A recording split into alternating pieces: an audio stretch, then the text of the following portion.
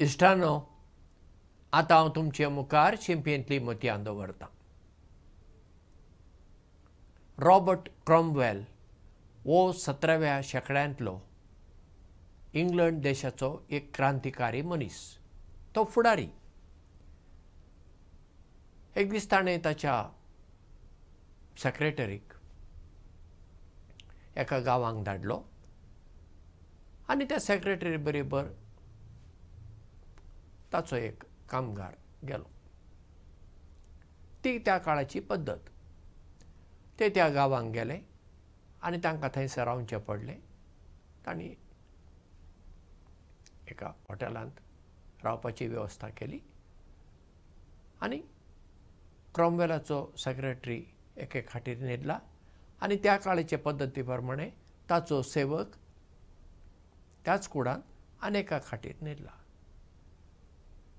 पूण हो सेवक खाटीर पडलो म्हणटच असो न्हिदून गरोवंक लागलो. एकदम ताका बरी न्हीद पडली. पूण ह्या सेक्रेटरी आसा न्ही ताका न्हीदच पडना. आनी तो त्या सेवका कडेन पळयता, अरे कसो हो न्हिदला आनी गरयता, कितलो शांत न्हिदला, आपणाक कित्याक न्हीद पडना. ताणें पळयलें. थोड्या वेळान ताणें त्या सेवकाक उठयलो आनी ताका म्हणलें,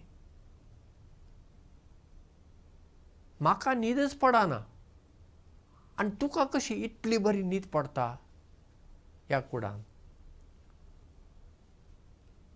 तेन्ना तो सेवक म्हणटा, सायबानो, आतां रातचो वेळ न्ही, न्हिदचो वेळ, हांव न्हिदलो, न्हीद पडली. तें हांव जाणा, पूण तुकाच कशी न्हीद पडली, म्हाका कित्याक न्हीद पडना.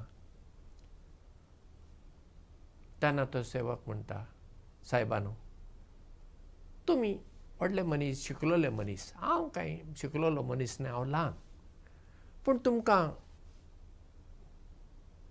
हांव 2 प्रस्न करूं? बरें, कर, विचार. तेन्ना तो सेवक म्हणटा, सायबानो, आमी जल्मच्या आदीं हो संवसार देवान चलयलो ना? सेक्रेटरी म्हणटा, हय, चलयलो. आनी आमी मरून वेतच हो संवसार देव चलोवचो ना? चलयतलो. मागीर आमी जल्मच्या आदीं देवान हो संवसार चलयला, आमी मरतच देव हो संवसार चलयतलो, तर आमी कित्याक आतां बेश्टे गरजे भायर ताण घेवचो? आमचें काम जालें ना, दिसाचें काम आमी केलें, रातीक आमी न्हिदपाचो वेळ, सुशेगाद न्हिदूंक जाय, तेंच हांवें केलां, तुमी तेंच करात. पळया, जो मनीस चड चिंतूंक लागता ताका न्हीद पडना. ही सादी मनशां आसतात न्ही, तांकां बेगीन न्हीद येता. देखीक पळया तुमी, हांगासर गोंयांत आनी भारतांत तें आमकां दिश्टी पडटा, रस्त्या कुशीन थंय कोण खणटात, तांकां खणूंक लायला. दादले आसतात, स्त्रियो आसतात, तांचीं भुरगीं आसतात. दनपारां पळया तीं इल्लीं जेवलीं आनी तें आड पडलीं, थंयच न्हिदलीं रस्त्या कुशीन, आनी मागीर उठतात आनी परत आपल्या कामाक लागतात.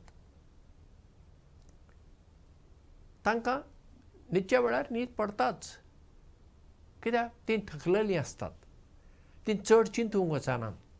तांकां फकत बाबा आयचो हांवें दिसपडतो म्हजो ग्रास जोडूंक जाय, पोटाचें कितें जोड हांवें जोडूंक जाय, देखून हांवें आतां घाम काडूंक जाय म्हूण तीं काम करच्या वेळार काम करतात, जेवच्या वेळार जेवतात आनी न्हिदच्या वेळार न्हिदतात.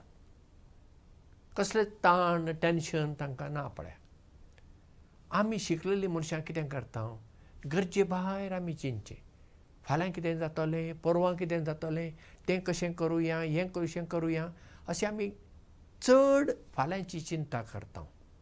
आतां फाल्यांची चिंता करूंक जाय, दुबावच ना, पूण चड आमी फाल्यांचें जर चिंतूंक बसले मागीर आमची मत ताचेरच घुंवता आनी मागीर मतीक विसव मेळना. न्हीद पडूंक जाय तर मत शांत जावंक जाय. मत शांत जावंक जाय तर आमी मत शांत दवरूंक प्रयत्न करूंक जाय. आनी हें आमी साद्या मनशा कडल्यान शिकूंक जाय.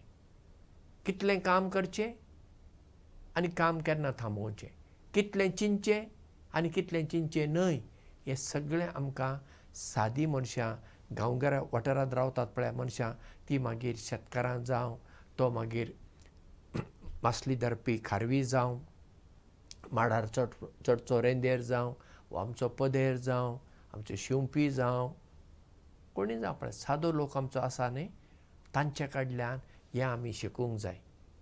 कितलें काम करूंक जाय, काम करचो वेळ कितलो आसूंक जाय आनी विसव कितलो घेवंक जाय. तेन्ना आमकां बरी न्हीद पडटा.